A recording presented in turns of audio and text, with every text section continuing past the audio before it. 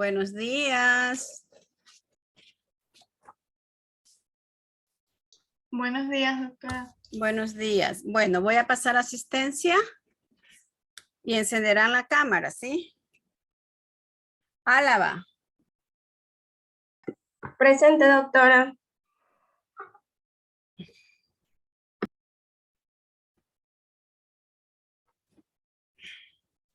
Álvarez.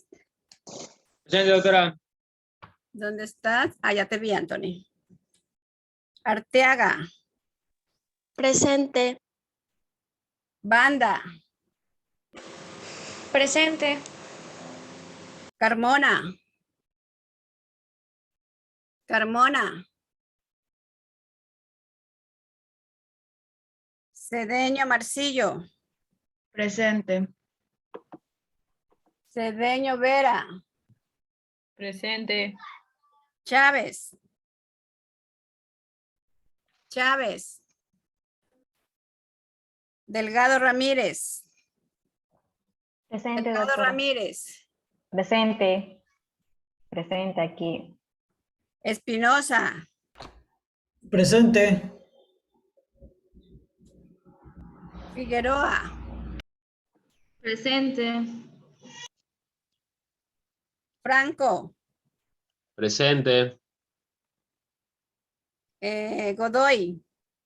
Presente. ¿Dónde estás, Godoy? Aquí, presente. Ya te vi. Linda. Presente. Holguín. Holguín.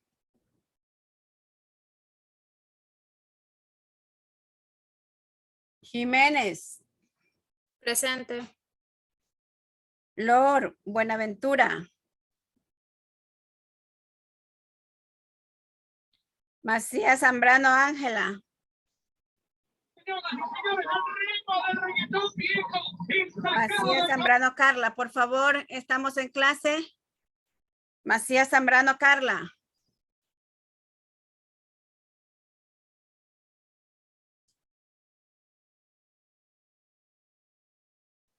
Estas dos niñas son hermanas. Linda. No, doctora. No, no son hermanas. Macías Zambrano Ángela. Ah, y la otra niña, Macías, a ver. Macías Zambrano Ángela y la otra es Macías Zambrano Carla. Sí, no son hermanas. No, ya. Mancero. Presente. Martínez. Presente. Mendoza. Mendoza Rengifo. Mero Mero. Mero Mero. Molina. Presente, doctora. Molina Zambrano. Presente. ¿Me escucha? Muentes. Presente, doctora.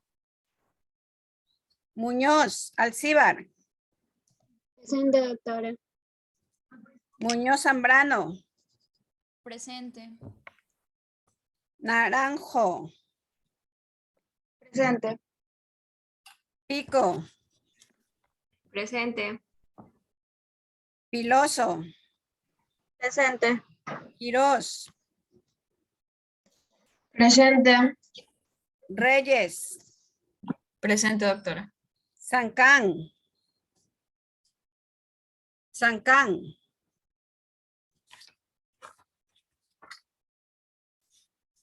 Valencia. Presente, doctora. Beas Alcíbar. Presente, doctora. Villamar. Presente, doctora. Zulca. Presente, doctora. Ok. Bueno, estimados estudiantes, pues ahora vamos a tener el tema de sistema digestivo.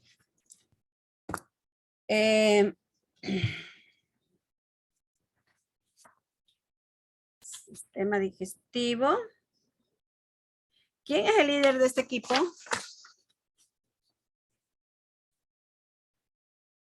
Hola, tengo a Arteaga Saavedra, Chávez, Muente, Piloso, Yo, doctora. Isa. Sí. Ya. Por si acaso, sí tengo la cámara prendida, solo que estoy con el celular, con el micrófono. Ya, mija. La semana pasada, ¿alguien expuso de tu equipo? Sí, yo, pero solo un poquito. Ya, entonces, por favor, retomamos y ya lo que expusiste la semana pasada, lo sigues avanzando. O sea, lo de la semana pasada, ¿verdad? Un poco rápido y lo nuevo, como debe de ser. Ah, ¿Sí? ya. Ya. O sea, Ya. desde el comienzo, pero un poquito más rápido lo Sí, que... exacto, lo Ya. que ya vimos, ¿ya? Voy a compartir ahorita, sí, el material.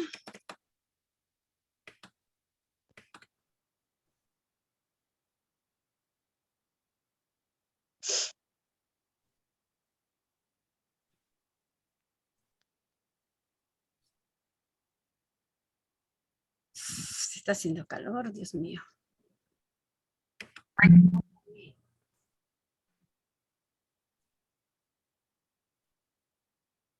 Bueno, de todas maneras, bueno, ya vamos a iniciar, ¿verdad? El tema, sistema digestivo, Arteaga Saavedra, Chávez Mero, Pamela. Hola. Aquí estoy. Hola. Ya, Muentes Macía, Aquí estoy, doctora. Piloso, Aquí, doctora. ya. María Isabel, ¿ya había dado el orden o te había dado a ti para que exponga? Pero tú empezaste, ¿no? Sí, me dijo que yo empezara. Ya, ok. Sigamos. Ya, siguiente diapositiva. Bueno, hablando de lo que es el sistema digestivo, este va a incluir lo que es la orofaringe, el esófago, el estómago, el hígado, la vesícula biliar, el páncreas, el intestino delgado, el intestino grueso. El tubo digestivo va a estar preparado para lo que es digerir proteínas, hidratos de carbono, también lo que son los lípidos de los alimentos y las bebidas que hemos ingerido. También absorbe lo que son los líquidos, micronutrientes y oligoelementos, pero también va a tener otras funciones como es establecer una barrera física e inmunitaria. Siguiente, por favor.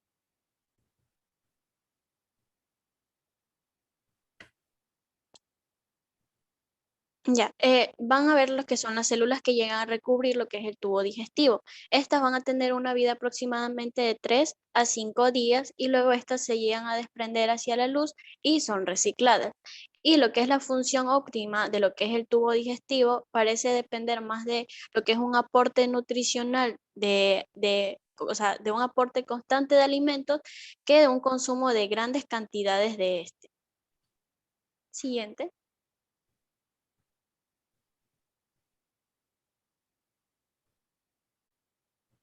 En cuanto al proceso de digestión y absorción, vamos a tener la presencia de lo que son los sentidos, que estos nos van a ayudar. Tenemos como, por ejemplo, lo que es la vista, el olfato, el gusto, e incluso lo que son los pensamientos que tenemos acerca de los alimentos que estamos viendo, van a tomar marcha las secreciones y también los movimientos del tubo digestivo. Como explicado anteriormente, lo que son las partes de lo que es el tubo digestivo, cada una va a cumplir lo que es una función para lo que es la digestión y absorción. Primero empezando con lo que es la boca, aquí va a suceder lo que es la masticación, va a cumplir la función de reducir lo que es el tamaño del alimento, este también se llega a mezclar con lo que son las secreciones salivales y las preparan para una fácil deglución. Luego lo que es el esófago va a transportar los alimentos y también los líquidos de la cavidad oral y la faringe hasta lo que es el estómago. En el estómago, ¿qué va a suceder? Lo que es esto que ha pasado desde la cavidad oral hasta la faringe y luego a se va a mezclar en el estómago con lo que es el líquido ácido, también enzimas proteolíticas y lipolíticas. Aquí se va a producir también lo que es la digestión de lípidos en pequeñas cantidades y algunas proteínas van a cambiar su estructura o son digeridas parcialmente. En cuanto a lo que es en el intestino delgado, en el primer metro, va a dar lugar a lo que es la digestión y la absorción de la mayor parte de los alimentos que hemos ingerido. También es importante la presencia de la estimulación de liberación de hormonas, ya que estas van a estimular la síntesis y la liberación de potentes enzimas desde el páncreas y también desde el intestino delgado, y así como la bilis desde el hígado y la vesícula biliar. En cuanto en el colon y el recto, van a absorber la mayor parte del líquido restante procedente del intestino delgado. En cuanto a funciones de absorción, va a absorber lo que es electrolitos y también una reducida fracción de nutrientes restantes. En cuanto a la mayoría de estos absorbidos en el tubo digestivo, van a pasar por la vena porta, luego dirigirse a lo que es el hígado, donde pueden llegar a almacenarse, transformarse en otras moléculas o bien van a ser liberadas al torrente sanguíneo. Siguiente. La composición de lo que es la fibra restante, también lo que es el almidón resistente, los azúcares, los aminoácidos llegan a fermentarse en el borde del cepillo del colon. También tenemos que algunos hidratos de carbono y fibras resistentes a lo que es la digestión en la porción superior del tubo digestivo van a actuar como prebióticos. Estos, ¿qué función tienen? Van a reducir lo que es el pH del colon y también incrementar lo que es la masa de bacterias, pero bacterias buenas o ya sea decirse útiles. Siguiente, por favor.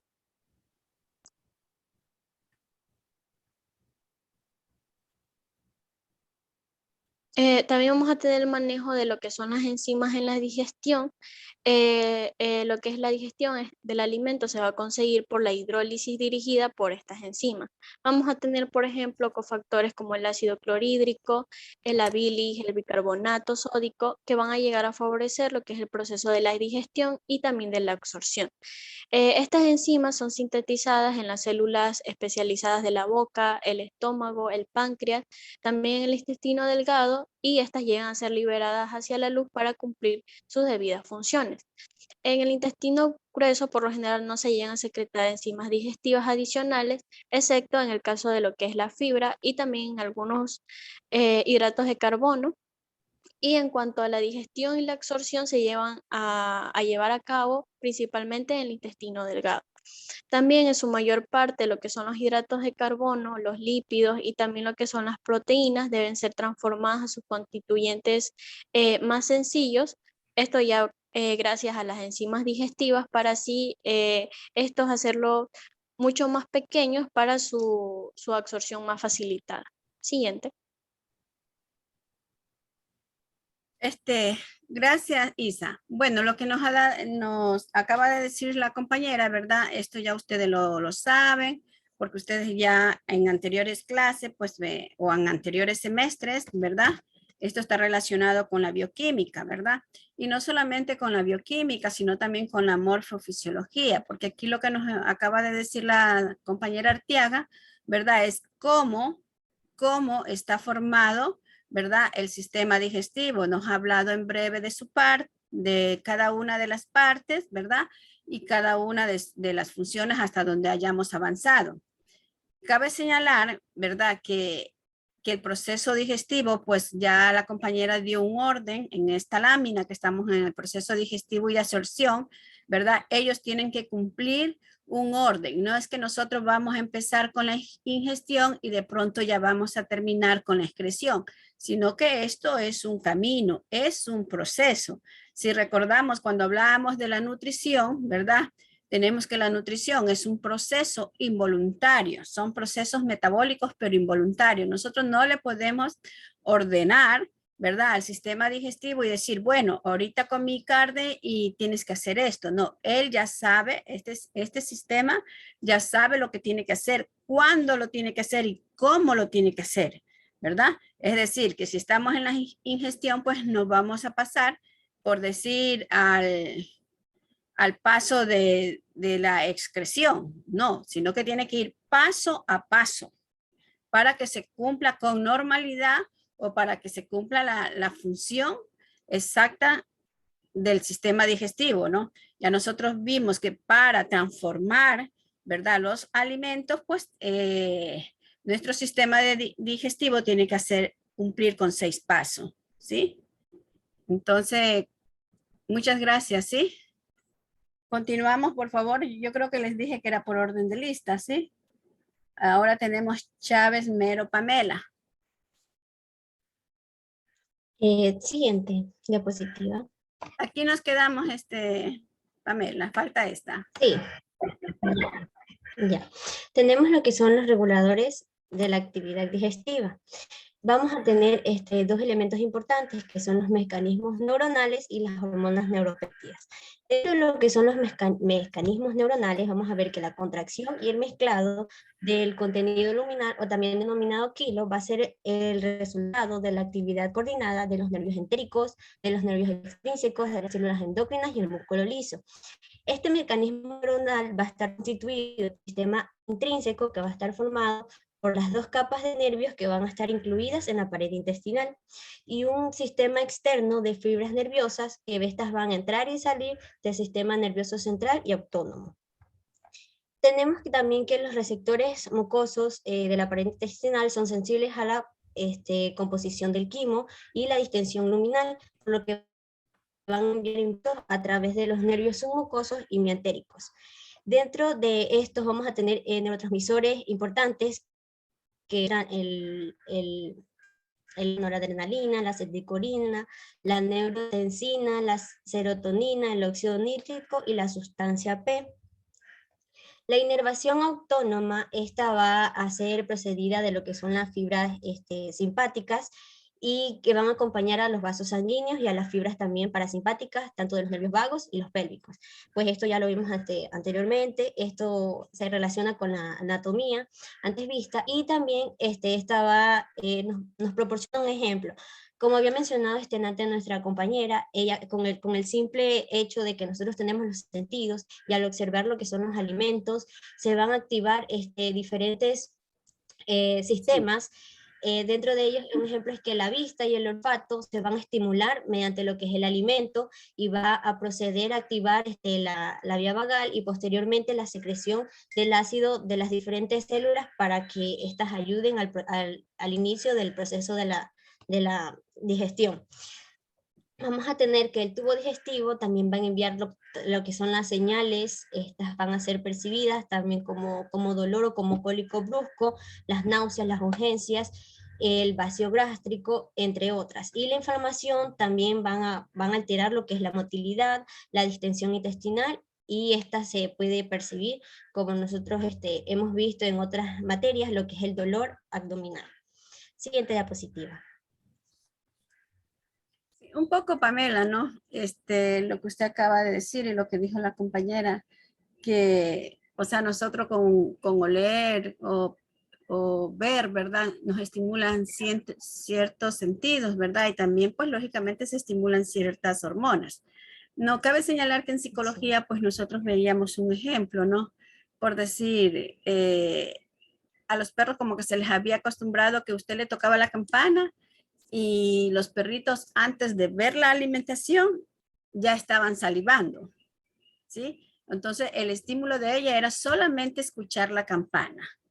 Bueno, y en psicología pues hay muchos ejemplos, ¿verdad? Lamentablemente ustedes no ven psicología, ¿no? Pero yo siempre sé decir que todos los profesionales en salud deberíamos de tener ciertas nociones de psicología, porque muchas veces a nosotros nos toca tratar con problemas, ¿verdad? De nuestros pacientes. Sin ser psicólogo, nosotros tenemos como que darle fuerza, ¿no? Y también por eso yo no comparto el que te dan 10, 15, 20 minutos, porque yo sé decir que los pacientes son diferentes, y tú puedes atender un paciente en 15 minutos como que tú puedes atender un paciente en media hora. ¿Tú cómo? ¿Con qué corazón le dices a un paciente que te está llorando allí? ¿Con qué corazón le dices, sabe qué? Ya no la puedo escuchar porque ya me pasé el tiempo con usted, ¿sí? Y muchas veces nuestro paciente lo único que necesita es que le escuchemos, ¿sí? Aunque nosotros no podamos dar un tratamiento de esa índole, ellos se sienten como, que dice ya, livianos de haber conversado con alguien que es ajeno a ellos, ¿no? Pero que le tiene confianza, y uno basta con decir, sí, yo le comprendo, pero tenemos que poner de nuestra parte, etcétera, etcétera. Ellos se sienten muy alivianadas su problema, en este caso emocional. Porque también cabe señalar que hay pacientes que tú le nombras, ay, usted necesita un tratamiento psiquiátrico. Y ellos parece que cuando tú le dices o un tratamiento psicológico, como que ellos se asustan, como que dicen, ay, me están diciendo que yo estoy loco, ¿no? Pero no es así. Sigamos, por favor. Ya. Continuando, tenemos lo que son las hormonas neuropéptidicas primarias.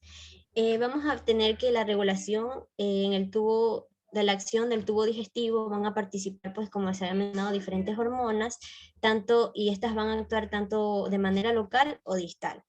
Estas van a actuar tanto por un mecanismo autócrino o parácrino. Autócrino va a indicar que las secreciones de estas glándulas van a producir efectos sobre la misma célula. En cambio, la secreción parácrina, esta secreción va a afectar a lo que son a las células vecinas por medio de uniones comunicantes. O también se va a actuar por medio de un mecanismo endocrino, las cuales son liberadas estas secreciones por torrente sanguíneo. El tubo digestivo va a secretar más de 30 familias de hormonas neuropeptídicas y esta constituye el órgano endocrino de mayor tamaño en el cuerpo. Dentro de las hormonas digestivas van a intervenir lo que son el inicio y finalización del alimento, la aparición de sensaciones del apetito y la saciedad, el aumento o disminución de los movimientos, el tubo digestivo, la inducción o el retraso del vaciado esofágico y gástrico, la regulación de la irrigación y la permeabilidad, el control del sistema inmunitario y la estimulación de la proliferación celular.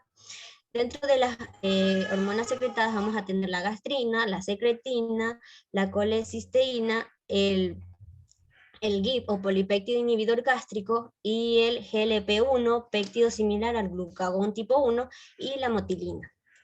Siguiente. Ya, con esto que usted acaba de decir, yo le pregunto a usted, ¿usted tiene algún familiar diabético o ha conversado con alguna persona que tenga diabetes? Amigos, familiares, etcétera, etcétera. No, le cuento que gracias a Dios en mi familia no hay diabéticos, pero por decirlo, el esposo de mi tía tiene allá familia diabético, pero familia directa no tengo familiares diabéticos. Ya, ¿y nunca ha entablado una conversación con ellos?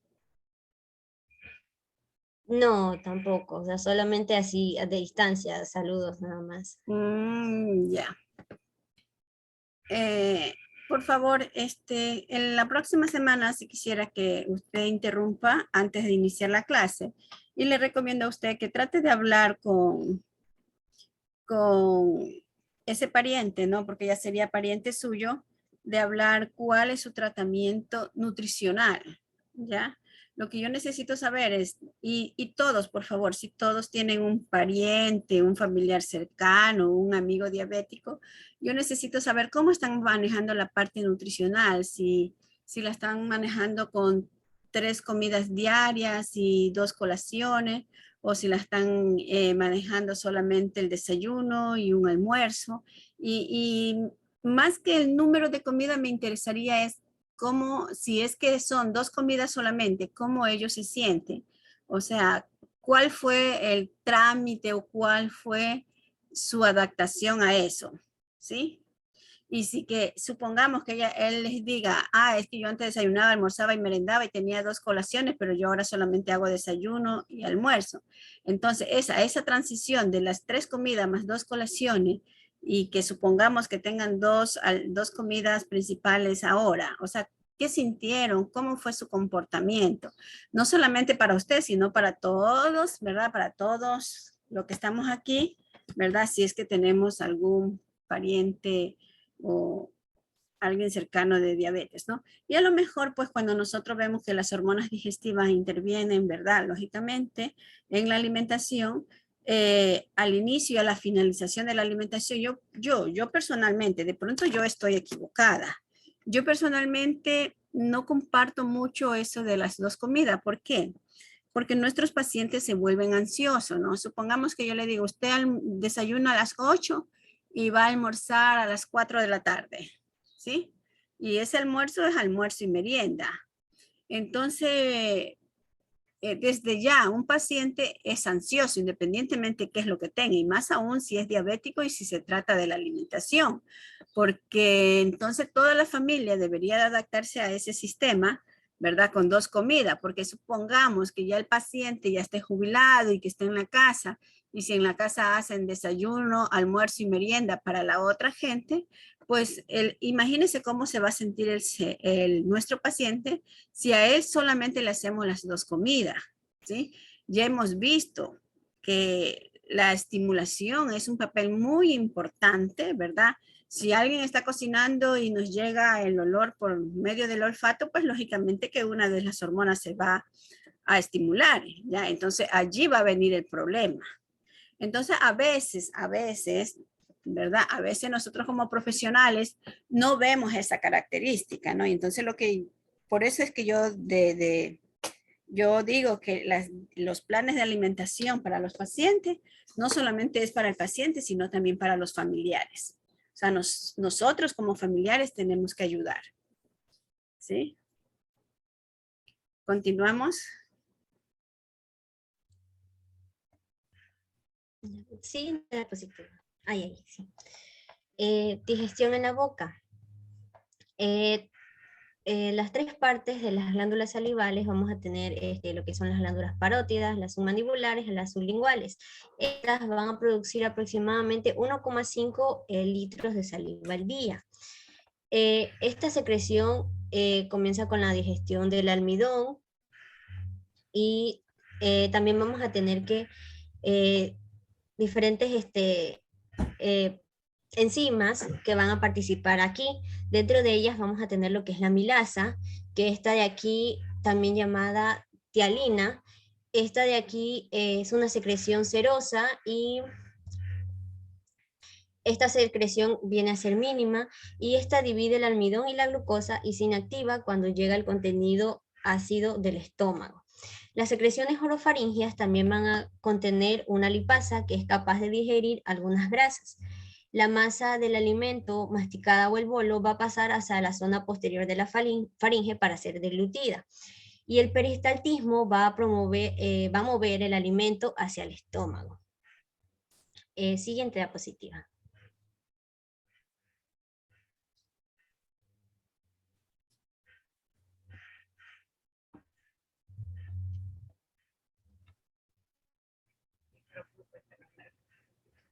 Ya. Cada día se secreta un promedio de 2.000 a 2.500 mililitros de jugo gástrico. Y estas secreciones van a contener lo que es el ácido clorhídrico, que estas son secretadas por las células parietales de las paredes del fondo y del cuerpo gástrico. Van a contener una proteasa, lipasa gástrica, el moco, factor intrínseco, que esta es una glucoproteína que facilita la absorción de la vitamina B12 en el ileum, y la hormona digestiva gastrina. La proteasa es, bueno, como ya había dicho, secretada por las células parietales del cuerpo y del fondo gástrico. También vamos a tener que el pH va a ser relativamente bajo y se sitúa entre 1 y 4 en la escala normal del pH. También tenemos que la pexina es activada solo en el entorno ácido del estómago y actúa principalmente modificando la forma y el tamaño de algunas proteínas de una comida normal. Las secreciones gástricas también son importantes para aumentar la disponibilidad y la absorción distal, tanto de la vitamina B12, el calcio, el hierro y el zinc. La clorhidria y la gastrectomía, o la disfunción o las enfermedades digestivas, la nutrición inadecuada y los fármacos van a suprimir lo que es la secreción del ácido gástrico y pueden aumentar lo que es el riesgo del crecimiento bacteriano en el intestino. Siguiente diapositiva. Pamela, no sé, ¿no? Por ejemplo, ahora lo que acaba de decir, ¿no? Que algo habló usted sobre se me escapó el nombre. Si yo tengo un paciente entubado, ¿verdad? Intubado o tengo un paciente con la traquetomía, ¿usted cree que por la disminución de este ácido es lo que se puede producir la bacteria nosocomial que hablan tanto en los hospitales? Y puede contestar Sí, cualquiera porque de las personas que estamos aquí, ¿sí? considero que sí puede haber una aparición bacteriana nosocomial porque hay una puerta de entrada. Es una puerta de entrada un poco invasiva, entonces al estar en directo, usted dice la traquetomía, entonces al estar en una región, en la tráquea, cerca del esófago, esta de aquí puede llegar a infectar esta zona posterior a la tráquea. Ujú. Y en lo que usted haya escuchado, ¿verdad? El tiempo de permanencia de la traquetomía en los pacientes, ¿cuántos días podría ser? Eso sí, no sé qué tiempo se lleva la Sí. traqueotomía en el paciente. Alguien que haya escuchado el protocolo, porque como el ministerio de salud, pues todo se maneja con protocolo, ¿no? ¿Conoce? Participemos. Sí, porque. Hola.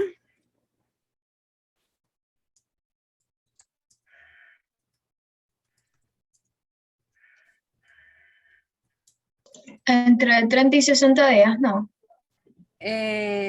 Aquí. O sea, yo pienso que no es tanto el tiempo que tienen que estar, sino más bien que es como, por ejemplo, si yo doy una alimentación por sonda, ¿verdad? Lo aconsejable es que esa alimentación por sonda no permanezca tiempo, sino atraer a nuestros pacientes, ¿verdad? Atraer a nuestros pacientes para que se puedan alimentar por la vía normal, ¿no? Porque también eso, la sonda tenerla, pues dependiendo de cómo está la sonda, pues puede provocar una infección. Y yo pienso que la traquetomía, pues también, o sea, como que no podríamos decir tantos días es, ¿verdad? Porque si nuestros pacientes, supongamos que ya hacemos la traquetomía a un paciente X, a lo mejor en 1 o 2 semanas puede salir, ¿no? Entonces, como ya nos explicó la compañera, pues esto, entre más tiempo tenga, ¿verdad? Si usted no se ha muerto de lo que tiene, pues se puede morir por las bacterias que van a suscitar, ¿no? ¿Ves que es una puerta de entrada que nosotros tenemos? O sea, eso yo pienso o sea, como que no está, por ejemplo, ahorita estoy viendo la literatura y dice que con ventilación mecánica prolongada de más de 2 semanas en promedio. O sea, quiere decir promedio, 2. Ya quiere decir que si nuestros pacientes están con más tiempo con la traquetomía, el riesgo es mayor, ¿sí? Entonces, por eso que siempre nosotros tenemos que, en este caso, bueno, eso es parte del médico, ¿no? Que tienen que estar revisando la evolución del paciente para disminuir riesgo, porque si le quitamos eso a nuestro paciente, pues lógicamente estamos disminuyendo riesgo y posiblemente podemos rescatar a nuestro paciente y salvarle la vida, ¿sí? O sea, yo pienso que muchas veces el Ministerio de Salud te fija unos protocolos y que más bien, pues, si uno tiene que acelerar el proceso, por decir, de pasarlo de un proceso, ¿verdad? A otro se debería hacer y no esperar el protocolo que tienen que estar 3 días por acá, 2 días más allá, más acá con otra cosa, etcétera, sino que les diera la facilidad o les diera ese poder de que ustedes puedan también actuar, ¿verdad? Y después de analizar cómo está nuestro paciente y si es que debemos de cambiar un proceso a otro, ¿sí? O sea, no es que tampoco si se le va a dar la libertad y dice, no, yo creo que el paciente ya hay que pasarle a otra etapa, no, sino que es con un análisis. Y más aún cuando hablamos de hospitales o clínica, hay muchos profesionales que ven a nuestro paciente y entonces de esa manera, ¿verdad? Dialogar y ver qué es lo que estamos haciendo y qué es lo que podríamos hacer. Continuemos, por favor. Ya. Tenemos lo que es la digestión en el intestino delgado. El intestino delgado es el principal punto de lo que es el punto clave en la digestión de los alimentos y los nutrientes. La mayor parte del proceso de la digestión se completa en el duodeno y la parte superior del yeyuno, y la absorción de la gran cantidad de nutrientes se completa prácticamente en la porción media del yeyuno. El quimo ácido procedente del estómago entra en el duodeno, donde se mezcla con los jugos duodenales y con las secreciones del páncreas y del sistema biliar. Las sales biliares facilitan lo que es la digestión, la absorción de los lípidos, el colesterol y las vitaminas liposolubles. Vamos a tener que, gracias a las propiedades tensioactivas, las sales biliares van a facilitar lo que es la digestión y la absorción de los lípidos y las vitaminas, y el páncreas va a secretar enzimas como lo que es la lipasa pancreática y las colipasas. El contenido intestinal avanza por el intestino delgado a una velocidad de 1 centímetro por minuto y tarda de 3 a 8 horas en recorrer todo el intestino delgado hasta la válvula ileocecal, mientras que a lo largo del trayecto de los sustratos restantes siguen siendo digeridos y absorbidos. Siguiente diapositiva.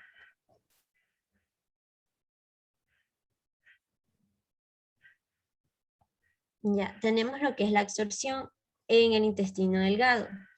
El principal órgano, el intestino delgado es el principal órgano, como ya había mencionado, en la absorción de los nutrientes, y también va a absorber lo que es el agua, y se va a caracterizar pues por tener lo que son las vellosidades que van a permitir la motilidad y la absorción misma de los nutrientes.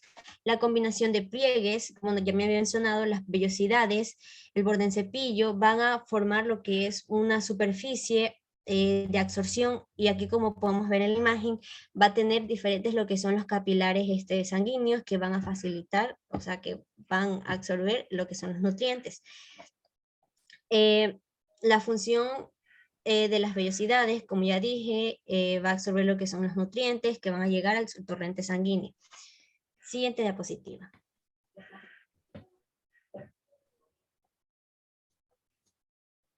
Ya, tenemos lo que es mecanismo de absorción y transporte. La absorción se caracteriza por ser un proceso complejo que va a involucrar numerosas vías para diferentes nutrientes específicos, incluyendo los iones. Sin embargo, existen dos mecanismos básicos de transporte, que son el transporte activo y el transporte pasivo. Como observamos en la imagen, el transporte pasivo va a ser por una difusión simple. Esta de aquí va a hacer por el movimiento de los solutos, que van a seguir lo que es un gradiente de concentración. Esto es dependiendo de la osmolaridad que exista en ambos, tanto en el torrente sanguíneo o en la luminosidad, o afuera en el intestino, en la luz del intestino. Y también vamos a tener lo que es el transporte activo, que aquí es un proceso en el cual la absorción se va a dar por lo que es una fuente de energía, que va a ser por medio del ATP. Siguiente.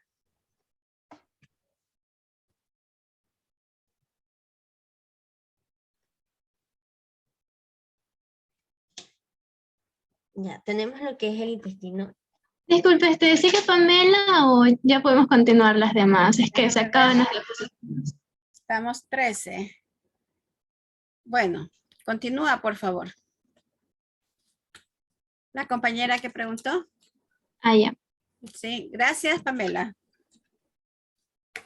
Ya, continuando con el intestino grueso. El intestino grueso es la porción terminal del tracto gastrointestinal.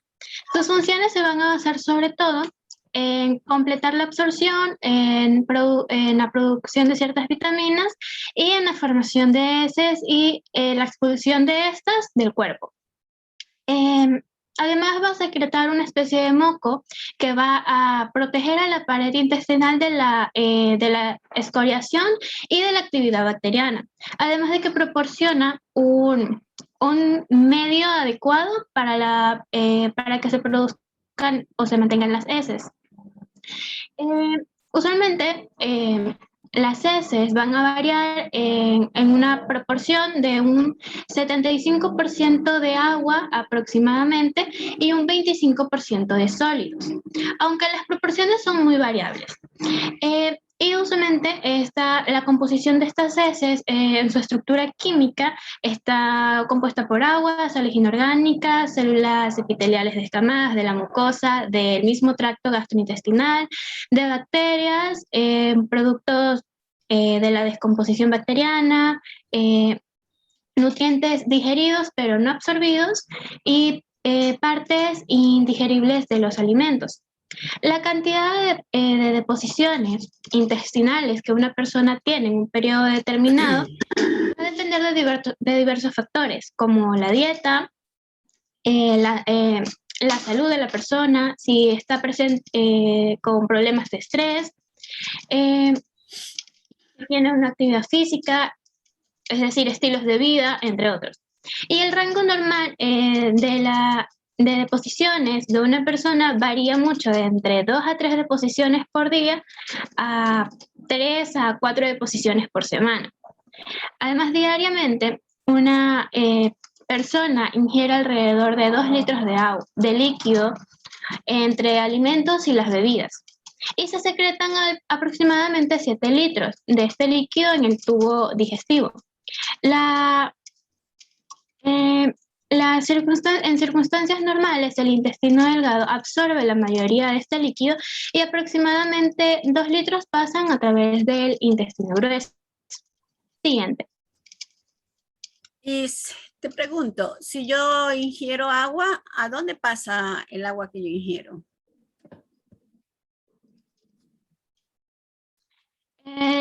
El agua usualmente se absorbe la mayoría en el intestino, se absorben gran parte de los nutrientes en el intestino delgado, pero el intestino grueso y junto con el colon y el recto absorben la mayoría del líquido restante. ¿Y qué pasa con el torrente sanguíneo?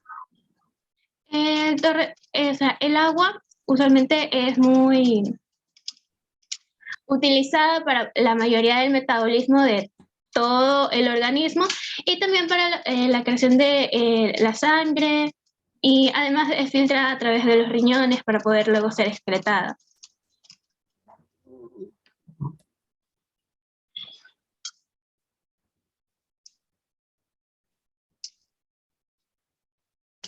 ¿Continúo?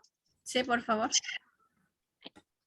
En la microflora intestinal o el microbioma, aquí antes de empezar directamente con el tema tenemos que definir algunos términos. El primer término es microbiota, que se define como la comunidad de microorganismos que ocupa un hábitat específico, mientras que el término microbioma se refiere a esta microbiota y a la función que cumple dentro de dicho entorno. Entonces, entre las funciones fisiológicas claves de los microorganismos comensales van a estar varios puntos principales. El primero, que es el de efectos protectores ejercidos directamente por especies bacterianas específicas. Por otro lado está el control de la proliferación y diferenciación de las células epiteliales, la producción de nutrientes especiales de la mucosa, como ácidos grasos de cadena corta y de aminoácidos. La prevención del sobrecrecimiento de organismos patógenos, el estímulo de la inmunidad intestinal, el desarrollo del eje intestino-cerebro. Y cuando existe una inadecuada alimentación, una dieta pobre en fibra, procesos inflamatorios, enfermedades autoinmunes, con afección intestinal, un pH intestinal alcalino, situaciones de estrés y sobre todo el uso y abuso de antibióticos de forma indiscriminada pueden eliminar la flora intestinal fisiológica y por ende provocar diversas alteraciones, como alteración o el desequilibrio de nuestros microorganismos, desorganizando en resumen nuestra flora intestinal normal. Y a este desequilibrio de nuestra flora intestinal se le ha impuesto con el término de disbiosis intestinal. Entonces, aquí también se han creado diversas estrategias para estabilizar y fortalecer a los microorganismos beneficiosos de la microflora, como el intento para el mantenimiento y la mejora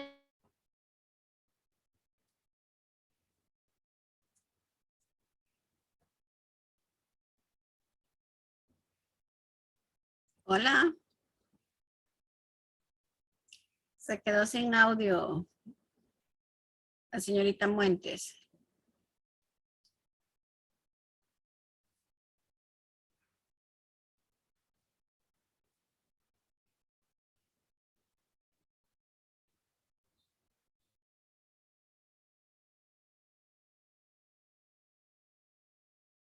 Chicos, me botó el Zoom, pero ya me volvió.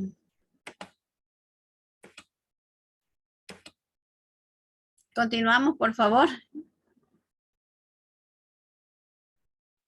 Yo pensé que era la niña Muentes que se le había quedado. Yo le hacía así, pero no. Sigamos, señorita Muentes. ya. Siguiente diapositiva. ¿O si me escuchó lo que hablé aquí? No, lo último no, por favor. ¿En qué parte? Estabas hablando sobre la disbiosis, que estabas explicando. Ah, ya, ok. Entonces, la última parte que estaba hablando es que entre las estrategias para estabilizar y fortalecer los microorganismos beneficiosos de la microflora, como un intento para el mantenimiento y la mejora de la salud de las personas, se crearon el uso de prebióticos, probióticos y simbióticos, que de esos términos los van a hablar a profundidad otro grupo. Siguiente.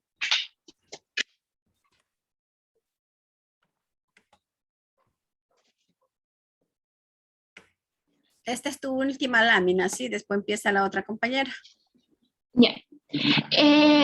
La digestión y la absorción, vamos a hablar específicamente de distintos tipos de nutrientes. Al inicio, mis compañeras y yo estábamos hablando solo en forma general. Ahora, en la digestión y absorción de los hidratos de carbono y la fibra. La mayor parte de los hidratos de carbono en la dieta se consumen en forma de almidones, disacáridos y monosacáridos. Los almidones o polisacáridos habitualmente suponen la mayor porción de los hidratos de carbono que se consumen.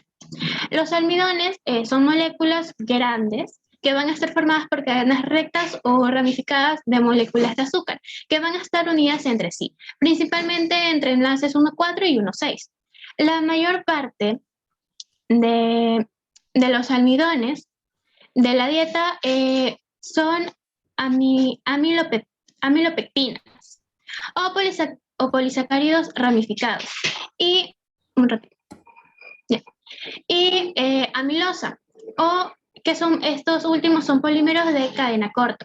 La fibra en la dieta también está principalmente consumida o hecha por cadenas y ramas de moléculas de azúcar, pero en este caso, a diferencia de los almidones, los átomos de hidrógeno están situados en el lado beta u opuesto al oxígeno en el enlace en lugar del lado alfa, como en los almidones. Otra diferencia es que los seres humanos tienen una capacidad significativa de digerir el almidón, pero no así con la mayor parte de las formas de fibra. Es por eso que antes mis compañeros mencionaban que la porción que no se digiere y absorbe en gran cantidad en la alimentación usualmente es de origen vegetal, ya que carecemos de enzimas que puedan digerir a estas. Entonces, la amilasa pancreática hidroliza grandes cantidades de moléculas de almidón de los enlaces 1,4 para poder dar lugar a la maltosa, maltriosa y dextrinas de alfa límite. Son procedentes de las ramas de las amilopectinas. enzimas de borde en cepillo de los enterocitos hidrolizan aún más los disacáridos y los oligosacáridos para poder obtener así monosacáridos, es decir, poder reducir de entre su forma más compuesta a su forma más sencilla para poder realizar una absorción idónea de los nutrientes. Los monosacáridos resultantes, es decir, la glucosa, la galactosa y la fructuosa, atraviesan las células de la mucosa y pasan hacia el torrente sanguíneo.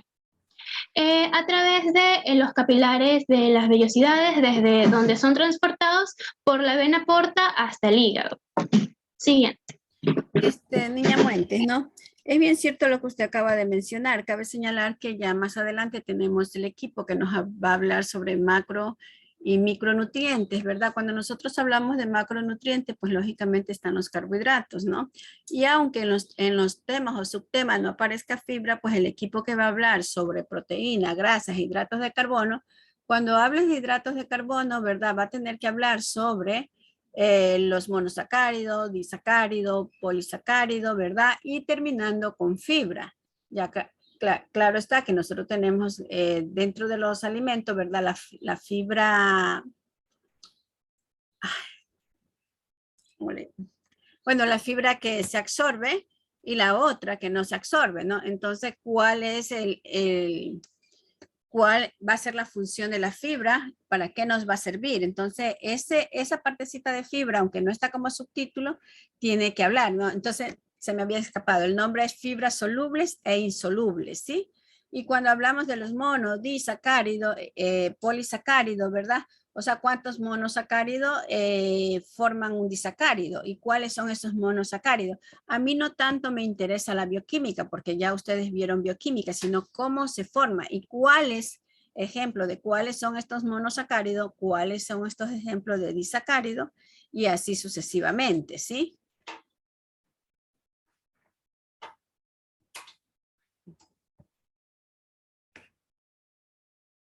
Gracias, Whitney. Continuamos con la última señorita, Miresi. Sí, bien. Ahora vamos a hablar acerca de las proteínas, ¿no? Se conoce que la ingesta de proteínas en el mundo occidental es muy variada. Entonces, por lo general, está aproximadamente entre el 50 y los 100 gramos al día. Y la mayor parte de las proteínas que consumimos nosotros van a ser de origen animal.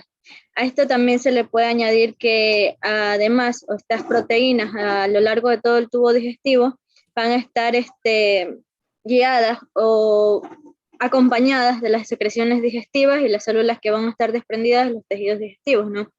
Bien, la acción de las proteínas va a ser en el estómago. Aquí unas van a ser hidrolizadas para dar proteasas, peptonas y polipéptidos grandes.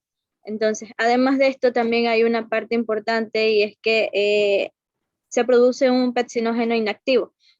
Y de aquí se va a convertir en la enzima pepsina cuando va a entrar en contacto con el ácido clorhídrico y con otras moléculas de pepsina que se encuentran propiamente en el estómago, ¿no?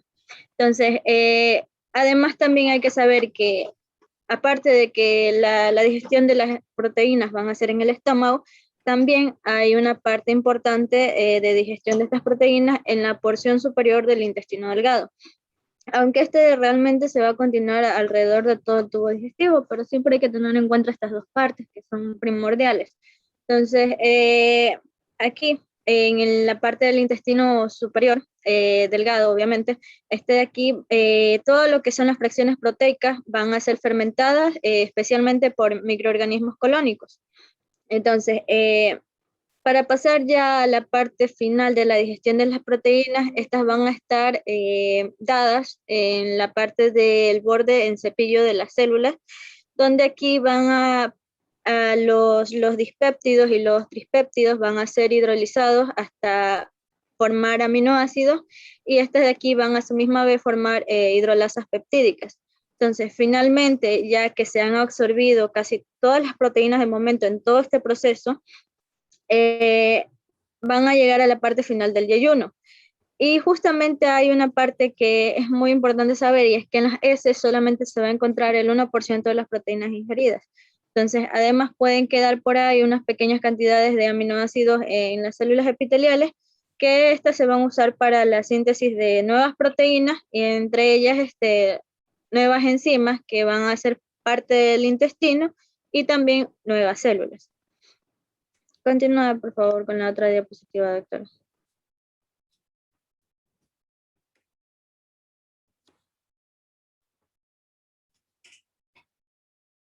Bien, tenemos a los lípidos ahora.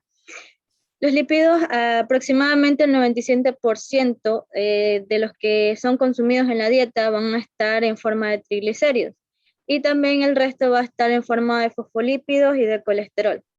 Entonces, hay que tener en cuenta que solo pequeñas cantidades de grasas van a ser dirigidas en la boca, especialmente por la lipasa lingual, y otra parte en el estómago que van a estar por la acción de la lipasa gástrica. Entonces, esta lipasa gástrica lo que va a hacer es hidrolizar parte de los triglicéridos, especialmente aquellos que son de cadena corta, y van a poder dar ácidos grasos, y glicerol. Entonces, no obstante, la mayor parte de la digestión de las grasas se va a dar en el intestino delgado. Este de aquí va a formar en sí sales biliares, y también va a permitir que se vayan a hidrolizar por medio de lo que es la lipasa pancreática.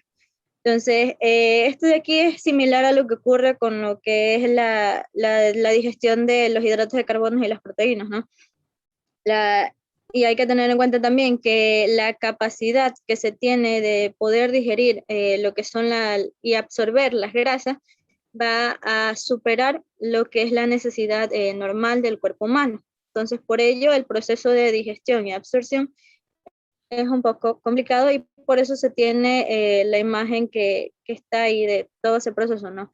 Entonces, primero comienza con que hay una entrada de grasas y proteínas en el intestino delgado que van a poder liberar lo que es la liberación de la CCK, y además de la enterogastrona. Entonces, esto de aquí lo que va a hacer es va a inhibir lo que es la motilidad del estómago, y va a retrasar al mismo tiempo la formación de los lípidos. Entonces, aquí lo que pasa es que va a haber en consecuencia de que muchas veces la comida que es copiosa y rica en grasas va a demorar o va a permanecer en el estómago durante 4 horas o más. Entonces, hay que tener en cuenta que también aquí funciona o forma parte de lo que es la bilis, y también la lipasa pancreática, ¿no? La bilis, por su parte, es una secreción hepática que va a estar formada por ácidos biliares, los pigmentos biliares, sales inorgánicas, algunas proteínas, y todo esto va a permitir que asimismo pueda formar parte de la misma digestión de las proteínas, perdón, de las grasas, y pueda tener un mejor proceso, ya que al momento en el que hay ácidos grasos libres y también monoglicéridos, de aquí van a poder formar, ahí es donde empiezan, ¿no?, las sales biliares, y también estas de aquí, las sales biliares que son parte de la lipasa pancreática. Estas dos que están en la que es la parte del intestino delgado o de la luz intestinal van a formar algo que se le denomina micelas. Estas micelas lo que van a hacer es poder facilitar lo que es el paso de los lípidos. Entonces, esto de aquí a través del entorno acuoso, que es justamente parte de lo que es la luz intestinal, hasta el borde en cepillo de las células que son parte de la membrana basal, justamente como lo vemos ahí, ¿no? Entonces, esto de aquí lo que permite es que la mayor parte de las sales biliares vayan a ser reabsorbidas de forma activa y se vayan hacia la parte del hilio terminal, y asimismo, después de este proceso, vuelvan nuevamente a lo que es el hígado para volver a entrar al tubo digestivo con las secreciones ya biliares. Entonces, a este proceso se le denomina, es un proceso de reciclado, se le denomina una circulación enterohepática. Por último, hay que tener en cuenta también, o sea, en esta parte de este proceso, que se forma en condiciones normales, aproximadamente el 95 y el 97% de las grasas ingeridas van a irse a lo que son los vasos linfáticos. Entonces aquí se forman prácticamente unas moléculas que van a llamarse quimilomicrones. Estos quimilomicrones van a ser aquellos que se van a formar a través de los ácidos grasos y los monoglicéridos que fueron transformados a triglicéridos. Entonces, estos de aquí lo que van a hacer es dirigir prácticamente toda la absorción de estas grasas necesarias para transportarlos hacia el conducto torácico y drenarlos hacia lo que es la circulación sistémica. Y así poder unirse a lo que es las venas yugular interna izquierda y la subclavia izquierda. Otra parte importante que nos menciona en esto de los lípidos es que hay un proceso de asistencia nutricional que debe definirse por varios diagnósticos nutricionales con los que aparecen en la siguiente relación. Entonces, entre ellos vamos a tener que pueda ocasionar o puede haber una alteración de una función digestiva, un desequilibrio de nutrientes, una alteración de la utilización de nutrientes, alteración de resultados analíticos nutricionales, una ingesta inadecuada y excesiva de líquido y una interacción entre alimentos y fármacos. Continúe, por favor, doctora, con la siguiente.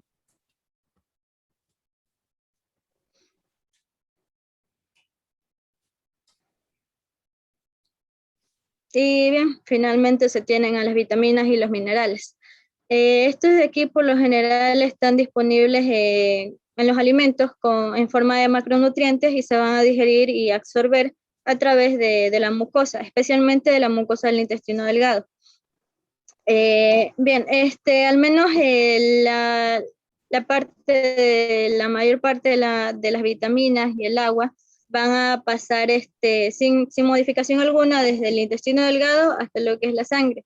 Esto de aquí lo van a hacer a través de difusión, ¿no? De una difusión pasiva, aunque también se pueden utilizar varios mecanismos diferentes para poder transportar vitaminas individuales y estos que vayan a través de lo que es la mucosa digestiva de forma libre. Entonces, el proceso de las vitaminas es muy fácil, pero sin embargo, la absorción de los minerales es un poco más compleja, especialmente porque los minerales son en cuestión más grandes, ¿no? Entonces, la absorción de minerales que son catiónicos, especialmente como el selenio, van a estar disponibles para su absorción por un proceso de quelación. Entonces, es cuando un mineral va a estar unido a un ligando y de aquí va a poder formar una forma capaz de poder ser absorbido hacia lo que son las células intestinales. Y de ahí pues tenemos a las diferentes formas en las cuales, a través de la imagen que está ahí, en las cuales se pueden absorber distintos minerales, como por ejemplo el hierro y el zinc, que van a compartir varias características ya en su función de absorción, que van justamente a depender de la persona, en cuánto necesita y en cuánto debe poder absorber para realizar las actividades cotidianas, ¿no? Y de ahí pues hay que poner también es que la localización más importante de la interacción entre los minerales va a ser en el tubo digestivo. Y bien, el aporte de grandes cantidades que van a ser de hierro o de zinc pueden reducir lo que es la absorción del cobre. Entonces, es un proceso, cada uno tiene una forma en la cual va a poder llegar hacia la circulación y también en la cual se va a poder absorber y digerir al mismo tiempo, ¿no? Y eso sería la parte de los minerales y la finalización de esta exposición. Y en las últimas diapositivas, si no mal estoy, están los pequeños resúmenes a través de gráficos donde, por ejemplo, ahí tenemos la función de la nutrición, cómo va a través de cada uno de los aparatos del sistema, también cómo se va a dividir en cada una de las cosas que acabo de decir, ¿no? En proteínas, en lípidos, minerales, etc.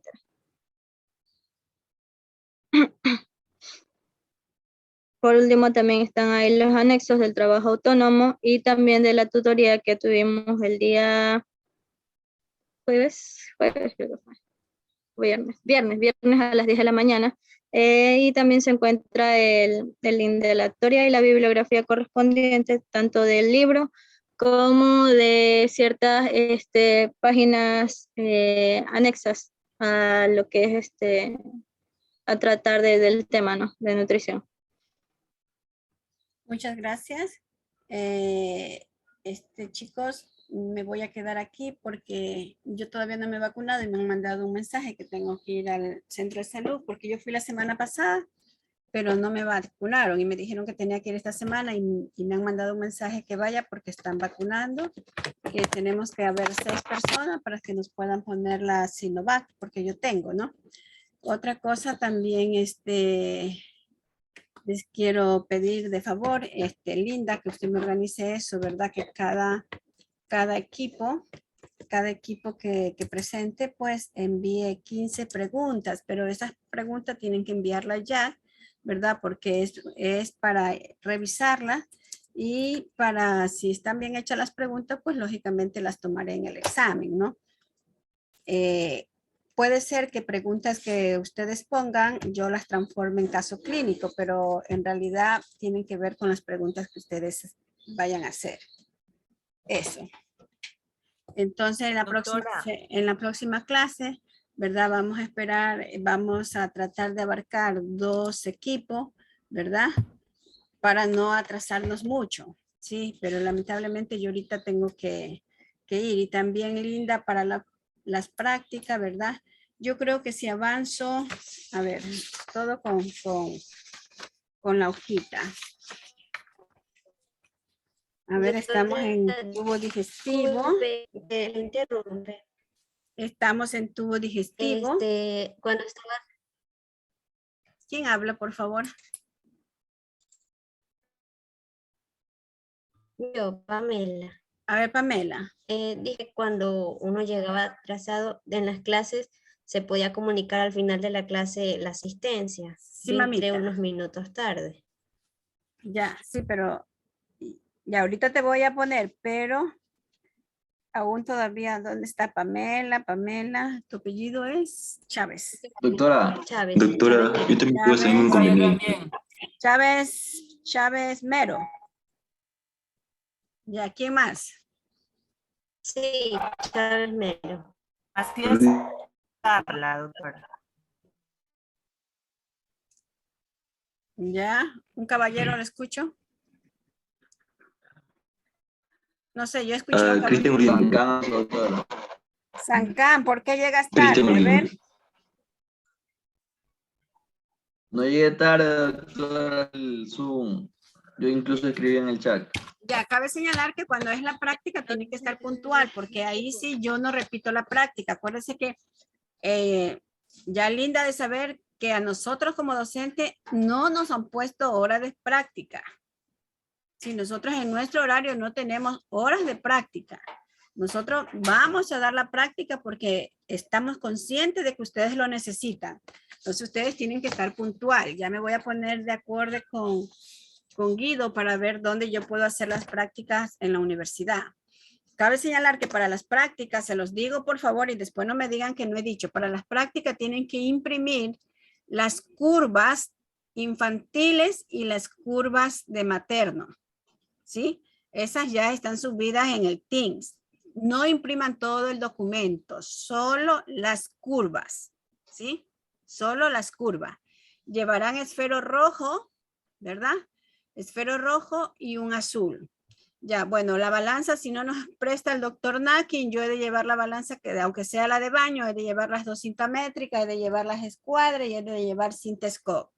Pero ustedes tienen que llevar impresas las curvas, ¿verdad? Infantiles, ¿verdad? Si son 2 grupos, si son 4, pues 2, ahí se ponen internamente de acuerdo. Si son 4, 2 imprimen curvas de niñas y 2 imprimen curva de niños, ¿sí? porque en realidad vamos a hacer el ejercicio, pero con niños y niñas. Entonces ustedes imprimen así, 2 de niños y 2 de niñas. Las 2 personas, ya. Porque el ejercicio es individual. Ya. Doctora, ¿Sí? ¿Quién habla? sí me anotó, Mendoza. Daniela Mendoza. Mendoza. Ay, niñas, ustedes ya están grandecitas. Si yo estoy conversando una cosa y a ustedes se les ocurre la asistencia. ¿Sí? Por favor. Doctora, yo también. Andrés Andrade. A ver, al final que yo termine allí, porque si no van yo también. Si la clase empieza a las 8 tienen que estar. ¿Ya? Entonces, Linda, ¿sí me escuchó usted que es la presidenta? Sí, doctora. Ya, entonces así quedamos. Y yo voy a tratar ahorita de irme a la vacuna. Ahora sí, Mendoza. Mendoza, ¿el nombre? Ahora ya nadie habla. Daniela. Sebastián Carmona también.